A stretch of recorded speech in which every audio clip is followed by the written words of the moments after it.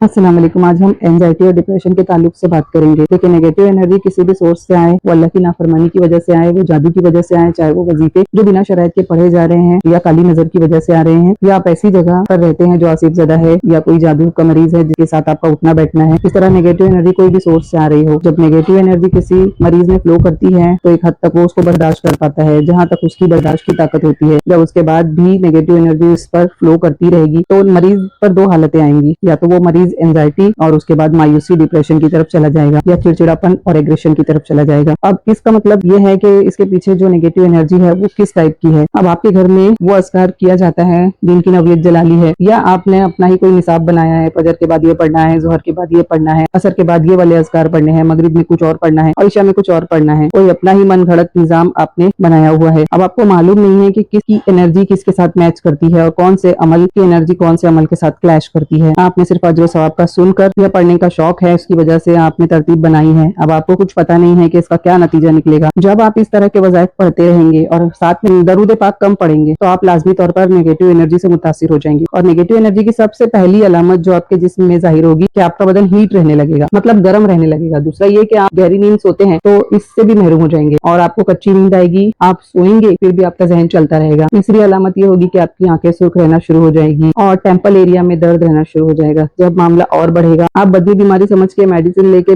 बीमारी समझ के उसको नजरअंदाज करते रहेंगे तो इसके बाद आपकी गर्दन के पट्टे दर्द रहना शुरू हो जाएंगे, यानी मुसलसल आप अपने अंदर जकड़े हुए महसूस करेंगे। जब ये कैफियत और बढ़ेगी तो आप गुस्सा और एग्रेशन की तरफ बढ़ना शुरू कर देंगे। और एक जरूरी बात कि अगर माँ और आदो वज़ाइफ करने वाली है मगर मुत्तकी और परहेजगार है तो उसे कुछ नहीं होगा, मगर उसकी वजह से जो एनर्जी जनरेट हो रही है वो उसके बच्चे पर मुंतकिल हो जाएगी। जिस बच्चे का अपनी माँ के साथ गहरा ताल्लुक होगा, जो बच्चा माँ का लाडला होगा, माँ उस बच्चे को कामयाब देखना चाहती होगी और वही बच्चा बर्बाद होकर रहेगा। वो अमाल जलाकर किए गए हैं या वो अमाल जो करने के बाद गर्म जगह पर दफन किए जाते हैं, इन तमाम अमाल की वजह से या इसकी आतिशी जादू की वजह से एनर्जी जनरेट होती है। ये एनर्जी जब किसी शख्स को मुतासिर करती है तो वो एग्रेशन की तरफ चल पड़ता है। इसकी अलामत यह है कि उसकी नींद खत्म हो जाती है, उसके बदन में सुइयां चुभेगी, आंखें सुर्ख हो जाएगी, सर में शदीद दर्द रहेगा, गर्दन और कंधे हर वक्त भारी भारी रहेंगे। 2-3 महीने बाद इसका मिजाज चिड़चिड़ा हो जाएगा और इसकी कुव्वत बर्दाश्त खत्म हो जाएगी। और 4 महीने गुजर जाते हैं तो फिर यही मरीज अब मरने मराने पर आ जाएगा, चाहे ये गलत और आद वज़ाइफ की वजह से हुआ हो या जादू की वजह से हुआ हो।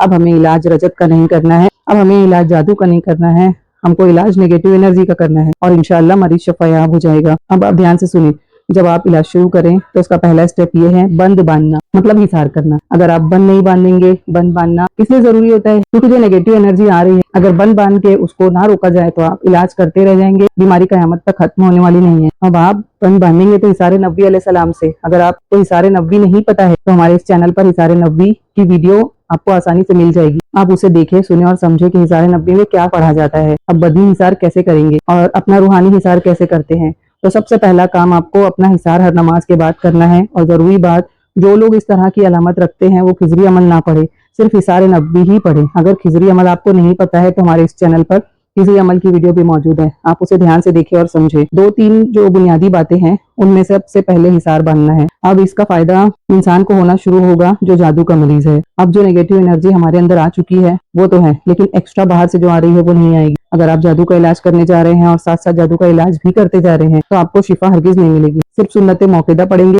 वाजिब पढ़ेंगे और फर्ज पढ़ेंगे। कुरान की तिलावत ज्यादा से ज्यादा 1 रुकू करेंगे, वो भी इसके लिए इजाजत है कि कुरान पढ़ने वाला कुरान भूल न जाए और जिसकी कुरान की तिलावत करने की आदत है वो आदत भूल न जाए। क्योंकि आप अजरो सवाब आप कमाने नहीं जा रहे हैं, आप बीमार हो गए हैं और आप अपनी जान बचाने जा रहे हैं, आप इलाज करने जा रहे हैं। जब तक हम इलाज के दौरान परहेज ना करें, जब तक हम एक ही तरह की एनर्जी जनरेट नहीं करेंगे तो इलाज होगा ही नहीं। तो पहला अमल हर नमाज के बाद हिसारे नबी के बाद अव्वल आखिर दरूद इब्राहिम एक बार पढ़ें और 100 बार या अल्लाह या सलामो पढ़ें। बाहर से आने वाली नेगेटिव एनर्जी को हम रोकेंगे हिसारे नबी से और अंदर से पहले ही जो आ चुकी है उसको ठीक करेंगे इसमें आजम या अल्लाह या सलामो से। तीसरा और आखिरी स्टेप है सल्लल्लाहु अलैहि वालिहि वसल्लम। ये सबसे सादा और मुख्तसर तरीन दरूद शरीफ है। इसकी एक तस्बीह आपको करनी है, ये कम से कम तादाद है, इससे कम में गुजारा नहीं होगा। अगर वाकई आप सीरियस है, अपना इलाज कराना चाहते हैं तो हर दिन में आपने दरूद पाक की तादाद बढ़ाते जाना है। आपके अंदर की नेगेटिव एनर्जी दिन ब दिन कम होते होते डिफ्यूज हो जाएगी और बाहर से नेगेटिव एनर्जी अंदर नहीं आ सकती क्योंकि आप हिसार भी कर रहे हैं। आप शिफायाब हो जाएंगे। ये मुकम्मल आतिशी जादू का इलाज है, ये रजत का भी इलाज है। ये अमल आपको 21 दिन करना है। 21 दिन बाद जो अहवाल आपके साथ होंगे उन अहवाल को आप मेरे साथ शेयर करेंगे। इसके मुताबिक हम फैसला करेंगे कि इनमें से कौन कौन सा अमल शामिल करना है। अब आपको मैं 5 अमाल बताती हूँ,